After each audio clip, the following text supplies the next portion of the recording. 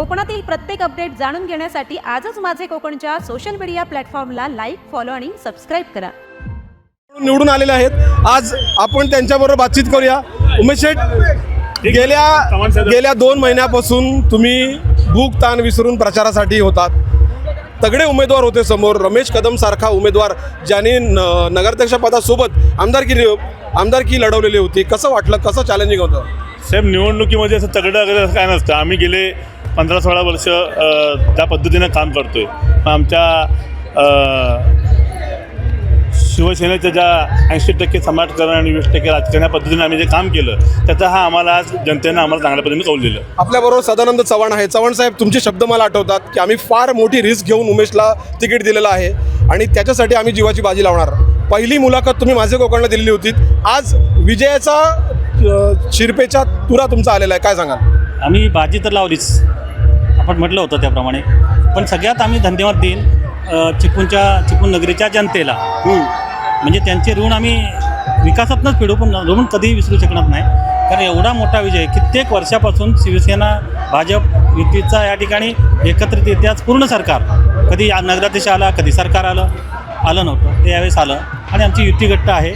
आणि उदयजी सामंत साहेब, एकनाथजी शिंदे साहेब यांनीसुद्धा चांगल्या पद्धतीने आम्हाला सहकार्य केलं. आमची युती म्हणून यादव साहेबसुद्धा आमच्याबरोबर एकदम आम्ही सगळे नेटाने होतो आणि त्याच्यामुळे आम्हाला आता विजयाची गणितं सापडलेली आहे. चव्हाण साहेब, निवडून आल्यानंतर मुख्य असतं की सत्ता स्थापन करणं. कशा प्रकारे सत्ता स्थापन होईल? कारण शिवसेनेचे उमेदवार आणि भाजपचे उमेदवार मिळून तुमची संख्याबळ पूर्ण होत आहे का?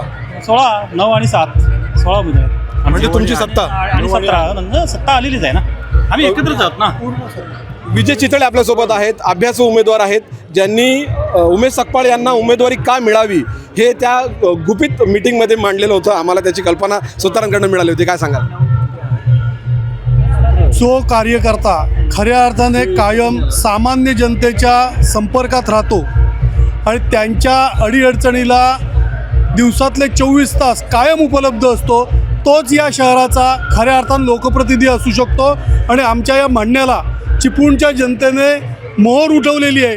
आज उमेशचा जो विजय आहे हा खऱ्या अर्थाने राष्ट्रीयत्वाच्या भावनेचा आणि जाती धर्मापलीकडचा असा हा विजय आहे, असा मी निक्षून या ठिकाणी.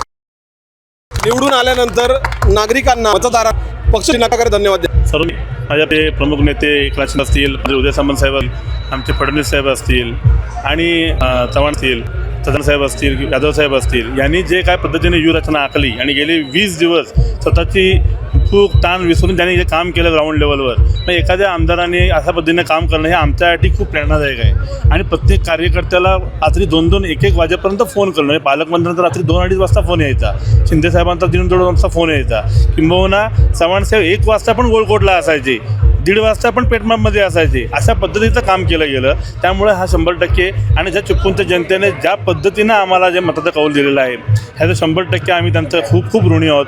आणि त्यांचा ज्या पद्धतीनं जे केलं ज्या पद्धतीने त्यांनी जे अपेक्षा पद्धतीनं मतदान केलेलं आहे त्या पद्धतीनंच आपण चिपळूणच्या विकासात्मक गोष्टीकडे घेऊन जाऊ. एकनाथ शिंदे खास चिपळूणमध्ये तुमच्यासाठी प्रचारासाठी आले होते की कसं वाटलं तेव्हाचा दिवस आणि आजचा दिवस? काय वाटतंय साहेब? तो क्षण जर पाहिला असेल की तेव्हा त्यांनी साहेबांनी, दिघे साहेबांचा उल्लेख केल्यानंतर डोळ्यात अश्रू आले होते.